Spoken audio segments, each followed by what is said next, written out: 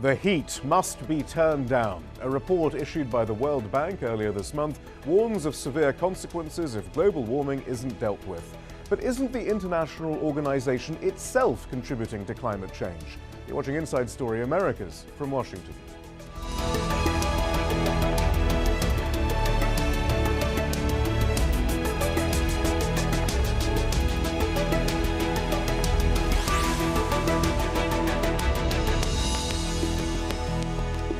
Hello, I'm Shihab Ratansi. Extreme heat waves, declining food stocks, and a life-threatening sea level rise. It's a sobering vision of the future by one of the world's largest and most powerful institutions. The World Bank says that the only way climate change can be dealt with is by, quote, cooperative international actions, end quote. But the financial institution itself is providing billions of dollars for schemes that contribute to global warming. According to the watchdog group the Bank Information Center, in 2010 its funding for fossil fuel projects hit an all-time high of $6.6 billion. That's a 116% increase from the year before, and most of those loans went towards coal. And while the bank's own report, Turn Down the Heat, warns of dire consequences for the planet if more action is not taken, it doesn't provide any concrete steps that must be implemented by international leaders or by its own organization. So, is the World Bank standing in the way of action to combat climate change? To discuss this, we're joined from Berkeley, California by Professor Daniel Carman. He's the World Bank's former Chief Technical Specialist for Renewable Energy and Energy Efficiency. Here in the studio, we have Daphne Weisham. She is the founder of the Sustainable Energy and Economy Network. Let's begin with the World Bank's report, because clearly no one can say the World Bank doesn't understand the scale of the problem, at least. The report said that the world is headed for an average temperature rise of 4 degrees Celsius by the end of the 21st century, possibly as soon as 2060. It will make summer temperatures higher by as much as 6 degrees Celsius across North Africa, the Mediterranean, the Middle East, and the United States. The report also says rising CO2 levels will lead to a, quote, unparalleled rise in ocean acidity, which would wipe out the world's coral reefs and fish stocks. It also projects that higher temperatures will trigger an extinction crisis amongst some animal species and a 1 meter rise in sea levels by the end of the century. Daphne, I mean, for those following the arguments about climate change, none of this is necessarily new, but it's pretty stark. But how important was it for the World Bank to come out with a report saying this? Well, these are very sobering numbers, and the shocking truth is that actually the International Energy Agency has said we're on track to a 6 degree centigrade rise, not just 4 degrees. So say even when they are finally entirely embracing the dangers of climate change, yes, they are still underplaying they're it. underestimating what the trajectory is that we're on right now, unless we change business as usual. And of course, one of the criticisms that we've had of the bank for quite some time now is that they are part and parcel of business as usual. They have been financing fossil fuels roughly to the tune of $2 billion more or less per year. A lot of coal, oil, and gas. They've given an increasing amount to renewable energy recently. But what we're saying is they need to get out of fossil fuels entirely. Carbon markets are a disaster. They're actually creating perverse incentives for polluters to pollute more. And once they do those two things, we can start having a serious conversation. Well, we'll go into some of those issues in more detail a little later. But Professor Carman, this report was hailed by many of those, many environmentalists and climate scientists. But even then, they're underplaying the temperature rise by 2 degrees. I mean, how do we explain that? Why? I mean, in some ways, why haven't they come out with a report like this before? And why then are they still underplaying it slightly? Is there resistance to climate science? No, that's not my read on this at all. In fact, the data that went into this report was produced by one of the leading climate centers, the Climate Research Center in Potsdam, Germany. They, like myself, are part of the Intergovernmental Panel on Climate Change process. And to be involved in that UN process, you can only use published papers. So this report, written by one of the leading authors in that IPCC process, uses published papers that lag the current data a little bit. And really what this report is saying is that if we hit 4 degrees, let alone going higher, 5, 6, or more, that the environment will be unrecognizable. And so while many environmentalists like myself are calling for a 2-degree target, what they're saying is we won't recognize the world if we let it get to 4 degrees. That will in fact impact everyone, but in particular the world's poor will suffer first. So I regard this as nothing new in terms of the science, but it's critical who is saying it. And it's critical that early on in new World Bank President Kim's term, he is highlighting the science in this first report. I want to see the second report, and that is, what are we now going to do about it? Dr. Jim Yong Kim, who was recently appointed head and indeed has a scientist background, but very quickly, Professor Carman, before we go on, I mean, you were the former clean energy czar. Did you detect any resistance to the sort of projections we've been seeing for years now, actually, about climate change, about man-made climate change and the effect of fossil fuels on that? I didn't detect any more resistance within the bank's researchers than at any other institution, universities, government the policymakers, laboratories. though. The policymakers had a range. Again, I didn't find them slower moving than a number of policymakers in other governments around the world that also haven't taken positive steps forward. What is the case, though, is that while the bank has been a big funder of fossil fuel projects, they've also made significant but not sufficient strides to green their portfolio. What needs to happen, though, is there need to be clear metrics such as life cycle analysis of the carbon involved in different projects, from coal to natural gas to even some renewable projects, and there needs to be some clear objectives. Right. I think not only the World Bank should get out of fossil fuels, but really all major donors and lenders should move away from fossil. Well, I was asking because, I mean, the evidence has been mounting for some time now about how disastrous man-made climate change is, and yet, if anything, the World Bank seems to have accelerated the amount of investment in fossil fuels. Here are some examples. In Kosovo, the bank is financing a coal power station which will use brown coal, the most polluting sort. The plant will increase the country's carbon emissions up to 400%. In South Africa, $3.75 billion in World Bank loans are going to Eskom, the largest power utility company in Africa. It's constructing 2 coal-fired power plants with those funds, but has been criticized for failing to consider the impact on air and water quality. And even clean energy projects in that green portfolio, Professor Carman, you were mentioning, even those are being questioned. The UK NGO World Development Model has criticized a bank-funded solar project in Morocco because the priority will be on exporting energy rather than increasing access for poor Moroccans. Daphne, I mean, it is a bit perplexing. I mean, they must know that these coal-fired power stations are potentially disastrous to the planet, and indeed all of their mandate really on poverty reduction and sustainable development, and yet it goes on. And yet it goes on, and it's been going on for 20 years. I mean, it was 1992 when the World Bank was asked at the Rio Earth Summit to begin to marshal the funds to address the climate crisis, to help the developing world move away from fossil fuels. And they've done the exact opposite. I mean, you've named some of the top projects. There's also the Tata Mundra project in India that was a huge fiasco and is now being challenged by people in India on the ground, both for its environmental impact as well as for its human rights impact. But at Rio, were they specifically tasked with switching course, though, and looking into sustainable? Yes, but instead they have failed miserably.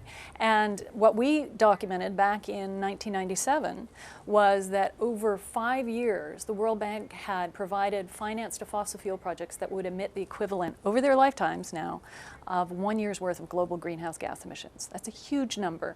The World Bank challenged our methodology. Dan is talking about them coming out with a methodology to finally assess their climate impact. But we're saying, first of all, methodologies are not rocket science, A.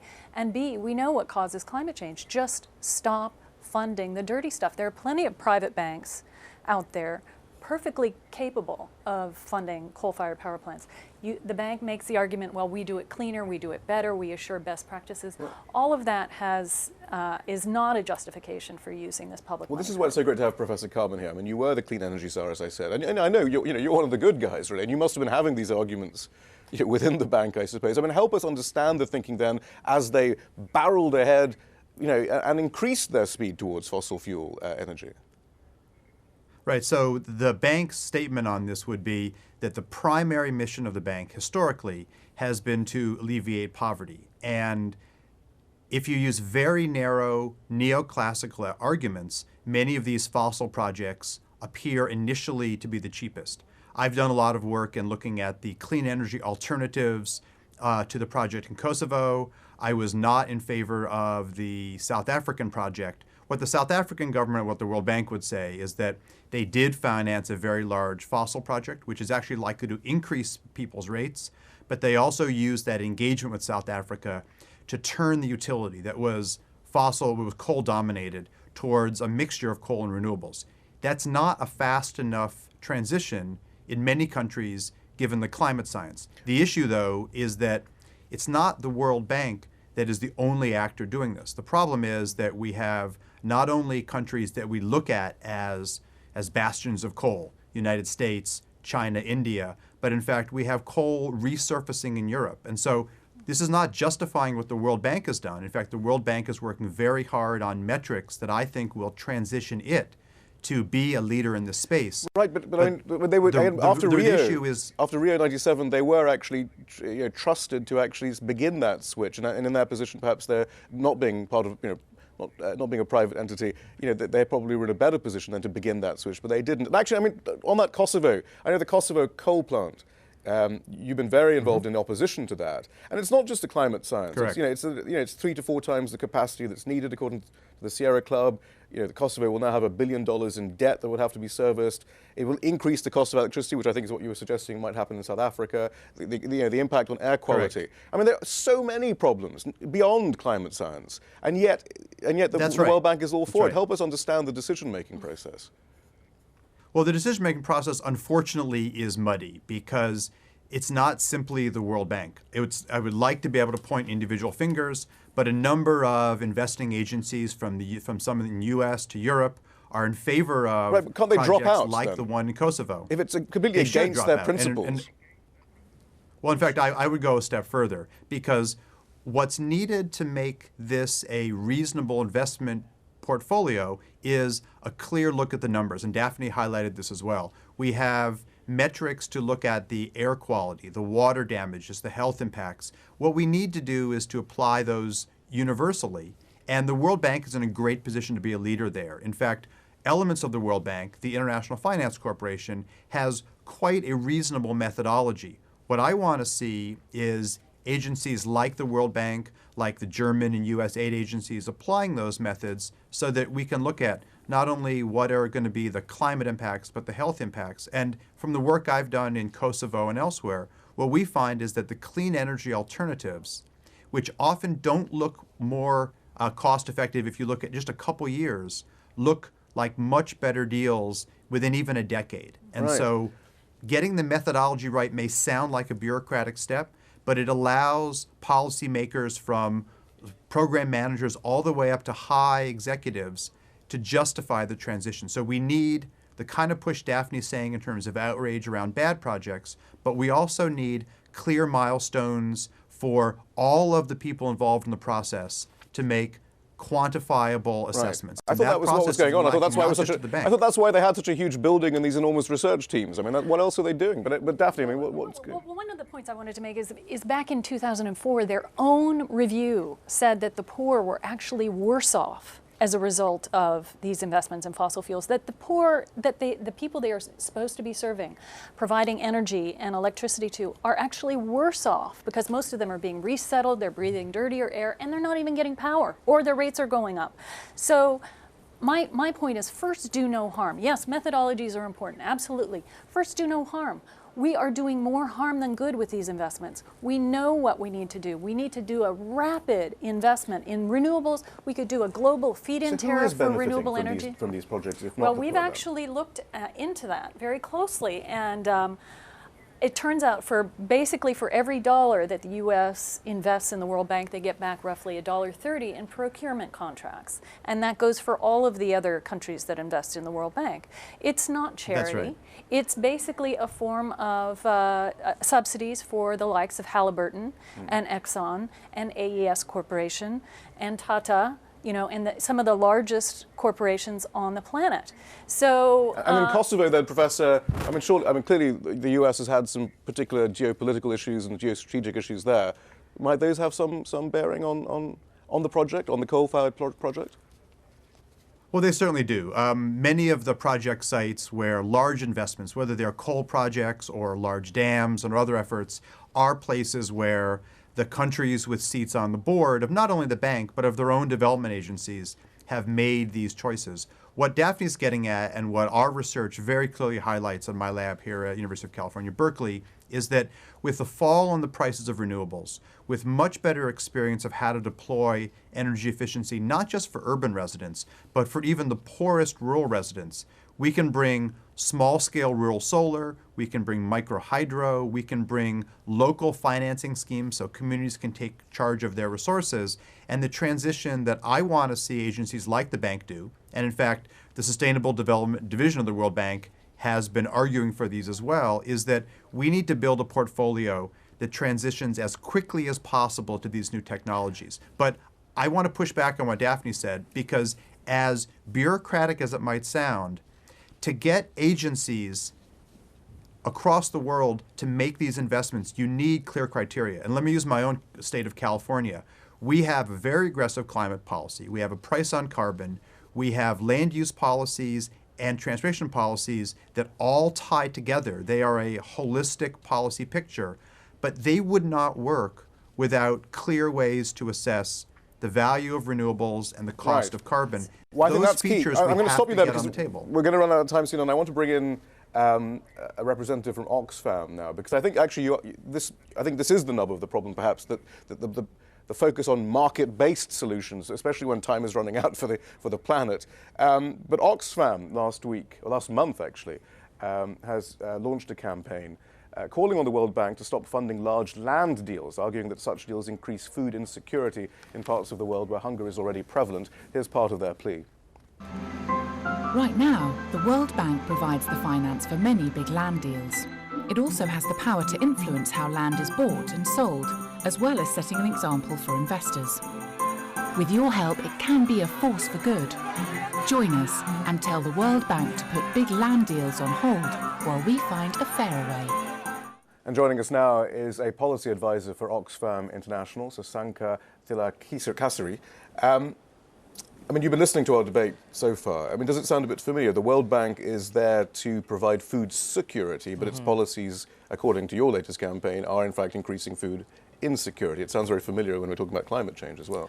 It does, and I mean, as Oxfam, our priorities are all about poverty eradication, and certainly our campaign around the land grabs is around food constraints in a resource-constrained world, and the climate change aspect is highly relevant to that. And a lot of what we're finding is that, similar to the climate report and the discussion that you've just been having, whilst there's some great language and great policies that are in place at the bank and the IFC, sometimes, often when there's an actual implementation gap that needs to happen. So when trying to actually enact those policies is where there's a bit of a breakdown. So that's sort of a focus of our campaign. Well, I wonder then, Daphne, as we look at both the food security issue and climate change, whether the problem is the free market model that underpins World Bank policy. We don't have time for markets to suddenly realize that they can't go on as they are because they're going to kill all their customers, or to induce them into good behavior through the possibility of making profits. When it comes to climate change or food insecurity, I mean, it's just there's no, it doesn't work. The model isn't working, and that's the model that the World Bank is based around.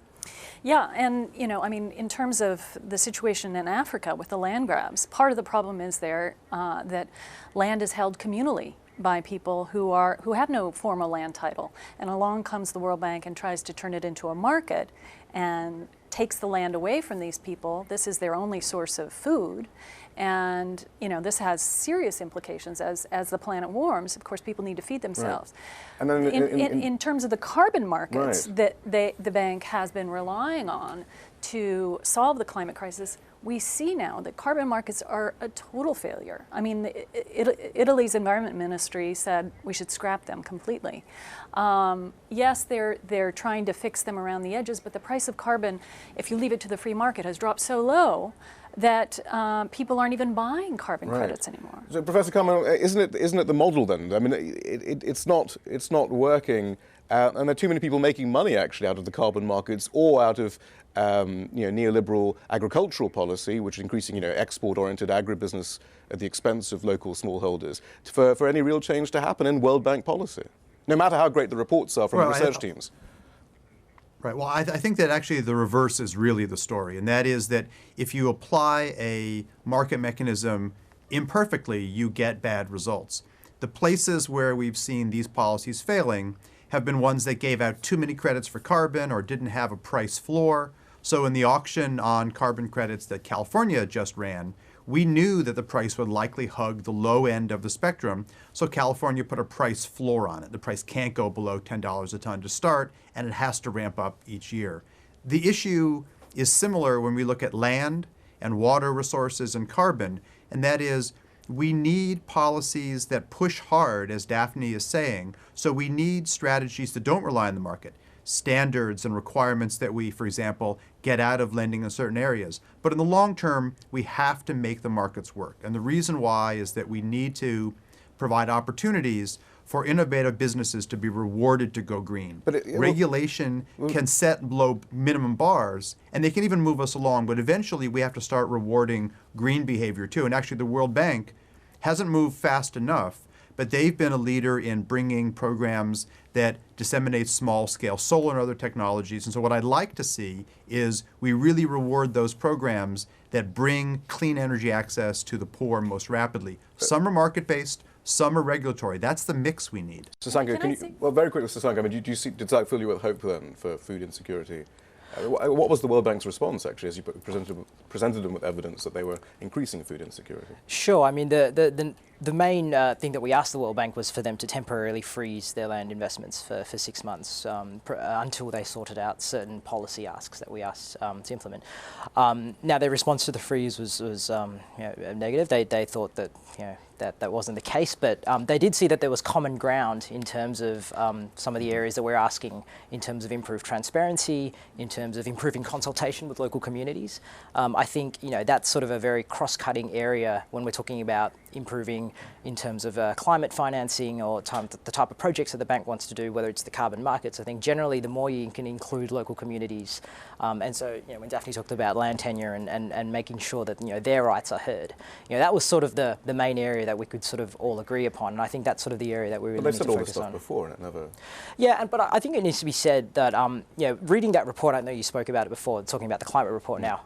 It seems like there is a bit of a positive shift, and it could be just an optimistic sort of change given the new president coming in. He's from a civil society background, and is really putting climate and inclusivity on the agenda. Or he's the best figurehead to carry on with business as usual, but that's not. Well, I think that there's definitely. We're also talking about the bank before the Rio Earth Summit released their inclusive green growth report, and there seemed to be a progressive shift in language which is coming out now. So one can only be optimistic.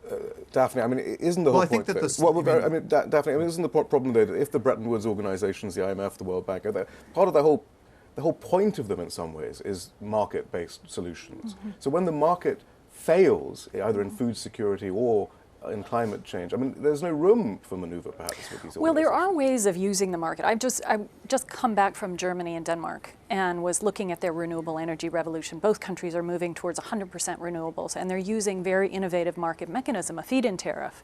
Denmark did this years ago. They've now weaned themselves off of feed-in tariffs, and they're now basically competing with wind on a level playing field with other forms of energy.